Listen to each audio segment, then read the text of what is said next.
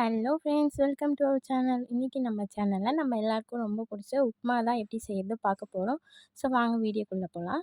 இப்போ நம்ம உப்புமா செய்கிறதுக்கு தேவையான பொருள்லாம் எடுத்துக்கிறோம்.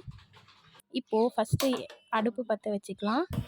எண்ணெய் நல்லா காஞ்சதும் அதில் கடுகு, கடலைப்பருப்பு, உளுத்தம்பருப்பு நம்ம ஆட் பண்ணிக்க போகிறோம். ஸோ கடலைப்பருப்பு எல்லாம் நம்மளுக்கு நல்லா பொரிஞ்சு வர வரைக்கும் நம்ம வெயிட் பண்ணணும். அதுக்கு அப்புறமா நம்ம ஆனியன் சேர்த்துக்கணும். முன்னாடியே சேர்த்துட்டிங்கன்னா டேஸ்ட்டு நல்லா இருக்காது. ஸோ இப்போ எல்லாம் நல்லா பொரிஞ்சு வந்தோடனே ஆனியன், கருவேப்பிலை நம்ம சேர்த்துக்கிறோம். பச்சை மிளகா 2 போட்டுக்கிறோம். ஸோ இதெல்லாம் நல்லா பொன்னிறமாக வறுத்து வரணும். ஸோ இது நல்லா வதங்கட்டும். இப்போது ஆனியனை நல்லா நம்ம விளக்கிக்கலாம். ஒரு 2 மினிட்ஸ் நீங்கள் ஃப்ரை பண்ணாலே போதும், நல்லா பொன்னிறமாக வந்துடும். நான் இன்றைக்கி நாகா ரவை தான் 1/4 கிலோ எடுத்திருக்கேன் உப்புமா செய்கிறதுக்கு. ஸோ 1/4 கிலோ ரவை எடுத்துக்கிறேன், நாகா ரவை. ஸோ இப்போ நம்ம ரவையை ஆட் பண்ணிவிட்டு நல்லா கிளறிக்கலாம். ஸோ நம்ம எவ்வளோ ரவை எடுக்கிறோமோ அதுக்கு ஈக்குவலாக தான் நம்ம தண்ணி எடுக்கணும்.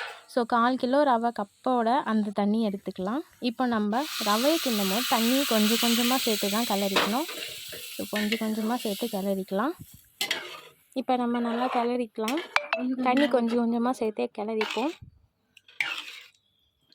ஸோ இப்போ இன்னும் கொஞ்சம் தண்ணியை ஊற்றிட்டு நல்லா கிளறிக்கலாம். இப்போ நம்ம நல்லா கிளறிக்கலாம்.